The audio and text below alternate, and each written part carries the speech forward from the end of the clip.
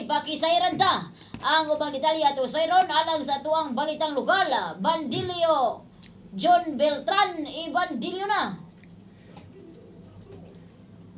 Kasamtangang nakalaag ang inyong kabandilyo kaninang buntag dito sa opisina sa Pedro Malaybalay alang sa kipagsayod sa kahimtang karon sa atong kabukiran dinhi sa Malaybalay City o sa mga kakahuyan kabahin kini sa pimaminting pagkasunog sa atong kabukiran ug sa dihang nahinabi sa inyong kabandilyo ang usa ka planning officer 1 si Ma'am Arlene Arat na dili daw kaligayan ang pagkasunog sa kabukiran tungod kay aduna may mga tao nga namuyo sa maong mga dapit o kinahanglan gayud sa pag-amping sa matag usa na dili makadaot ang atong kalikasan.